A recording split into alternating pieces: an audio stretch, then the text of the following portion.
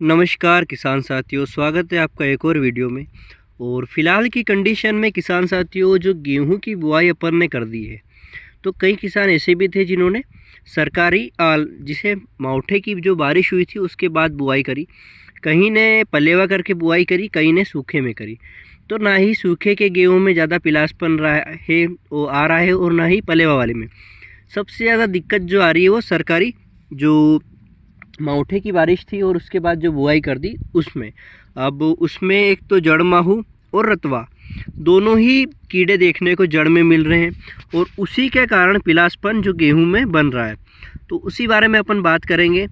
और गेहूं में आप पहली सिंचाई कब कर सकते हैं और किन किन कारणों से अपन को बचना है। कई बार ऐसा भी होता है कि जल्दी सिंचाई कर देते हैं तो गेहूं में पिलासपन आ जाता है, तो वहाँ पर अपन कैसे बचेंगे। एक दो बात दूसरी वो भी है कि कई बार ऐसा होता है कि हम जब बुआई करते हैं और जो गेहूं में क्यारियाँ होती है वो बाद में बांधते हैं। अब क्यारियाँ अगर बाद में बांधेंगे तो कहीं ना कहीं जो टायर वाला जो एक लाइन होती है वो लेट उगती है, वो वाला गेहूं थोड़ा लेट उगता है। तो अगर वो आपको सूखे में गिर गया हो, मान लो ऊपर ज़मीन पे गिर गया हो, मिट्टी में नहीं गिरा हो और सूखा ही रह गया हो, नहीं उगा हो, तो उसके लिए अपन क्या कर सकते हैं। तो फिलहाल अपन बात करेंगे गेहूं की। तो ये जो वैरायटी है अपनी MSES सकस 6768 है किसान साथियों। इसका जो उत्पादन था पिछले साल अपने को 15 से 16 कुंटल प्रति बीघा का उत्पादन मिला था। काफ़ी बढ़िया उत्पादन था, और लगभग ये गेहूं अपन ने 15 बीघा में लगा रखा है। किसान साथियों, ये गेहूं लगभग 120 से 140 दिन में पककर तैयार होने वाला वैरायटी है। अब इसको लोकवन भी आप क्रॉस मान सकते हो, ये लोकवन का क्रॉस भी हो सकता है, क्योंकि इसके जो चपाती का स्कोर है वो काफ़ी अच्छी है। इसकी जो रोटी होती है वो काफ़ी नरम होती है, उत्पादन में भी तगड़ा है। एक इसका सबसे बड़ा फ़ायदा है कि अगर आपके इधर कम पानी है, आप सिंचित नहीं कर पाए, कम सिंचित इलाका है, आप ज़्यादा सिंचाई गेहूं में नहीं कर पाते, तो वहाँ पर ये तीन पानी में भी अच्छा उत्पादन दे देगा, 4 पानी में भी अच्छा उत्पादन निकाल कर दे देगा। तो काफ़ी बढ़िया गेहूं है किसान साथियों। पिछले साल इसने 4 पानी में ही 15 से 16 कुंटल प्रति बीघा का उत्पादन अपने को दिया था, और उसी के बाद मेरे को ये गेहूं जमा, और फिलहाल की कंडीशन में अपन ने इसको 15 की बीघा में लगा रखा है। अब ये हो गई अपने गेहूं की बात। अब बात करते हैं पिलासपन आ क्यों रहा है। तो इस बार जो मावठे की बारिश थी उसके बाद कहीं ना कहीं एक तो पहले खेत सूखे नहीं और खेत गीले थे, और इतने में फिर बारिश होगी तो जो ज़मीन में फंगस उत्पन्न हो गया। उत्पन्न होने के बाद अपन ने बुआई कर दी, तो जो फंगस था वो ख़त्म हुआ ही नहीं, और फिर ठंड चालू हो गई, अपने गेहूं जल्दी बड़े भी हो गए। अब कई किसान ऐसे भी होते हैं जो जिनको जल्दी पड़ी है, मान लो गेहूं अभी 14-15 दिन का है और वो सिंचाई करनी शुरू कर दी।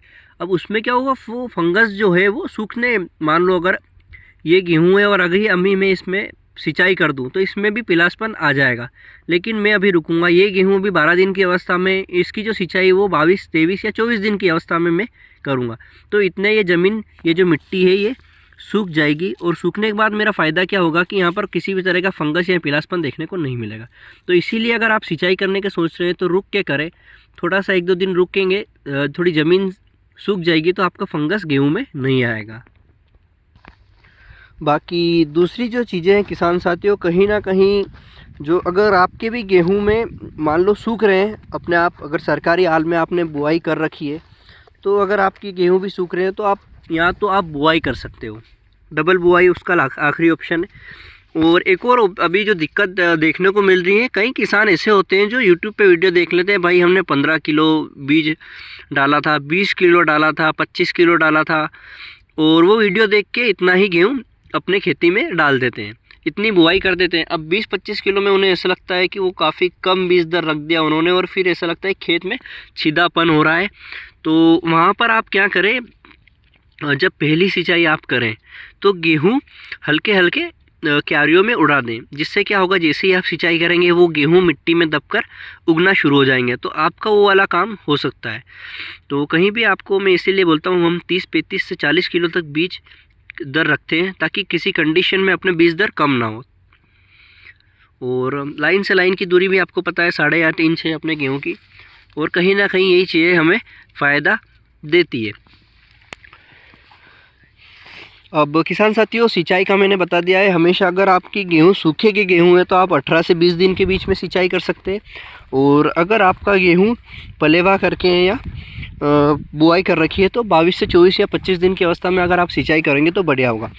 अब आप सोच रहे खाद में बेसल डोज क्या दें शुरू में गेहूँ में, तो किसान साथियों आपके बजट के हिसाब से तय करता है कि आपको क्या करना है। अगर आपका बजट सही है, व्यवस्थित है, तो आप MOP भी ले सकते हो, 20-25 kilo urea, 25 kilo 20 kilo MOP। और अगर माइक्रोराइजा या हुमिक एसिड लेना है तो वो भी ले सकते हो, लेकिन आपके बजट पे। अगर आपको कम खर्च करना है और व्यवस्थित तरीके से उत्पादन लेना है तो आप 20 से 25 किलो यूरिया भी इस्तेमाल कर सकते हो, जिससे आपको अच्छा उत्पादन भी मिलेगा और व्यवस्थित कम खर्च में आप अच्छी खेती कर सकते हो। तो अभी जो आप ये बीज दर देख रहे हो ये लगभग अपने 35 किलो से 40 किलो के ऊपर है। और ये 67 है, तो इसका जो फुटाव है वो काफ़ी बढ़िया देखने को मिलता है किसी तरह की। अब ये जो टायर वाला आप देख रहे हो यहाँ पर आपको छीदापन पे लग रहा है। अब ऐसा क्या होता है, अपना जो सारे गेहूँ उग जाते हैं ये अगले दिन उगता है, एक दिन लेट टायर वाला निकलता है, क्योंकि टायर में अपन ने वाइसर लगा रखे हैं ताकि ये गेहूँ सूखे में ना गिरे। और एक खेत में अपने को थोड़ी सी दिक्कत आ गई है, क्योंकि वहाँ पर गेहूँ सूखे में गिर गया है।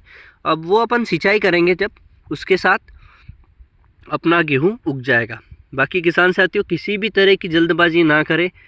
अगर आपका गेहूँ पीलापन नहीं चाहिए और व्यवस्थित फुटाव चाहिए तो कहीं ना कहीं आपको रुक के सिंचाई करनी होगी। और कहीं ना कहीं अगर आप, एक सबसे बड़ा फ़ायदा यह है कि अगर खींच तान के अगर सिंचाई करेंगे तो टिलर्स भी बढ़ेंगे, टिलर्स के साथ गेहूं की ग्रोथ बढ़ेगी, गेहूं की ग्रोथ बढ़ेगी तो नीचे रूट्स भी बढ़ेगी, और कहीं ना कहीं उत्पादन आपका शुरू से ही बढ़ते हुए चलेगा। बाकी आप व्यवस्थित बेसल डोज बनाना चाहते हैं तो यूरिया भी ले सकते हैं, DAP मिक्स कर सकते हैं, NPK भी थोड़ा बहुत मिक्स कर सकते हैं। तो आपके ऊपर डिपेंड करता है आप किस तरीके से कैसे क्या खेती करना चाहते हैं।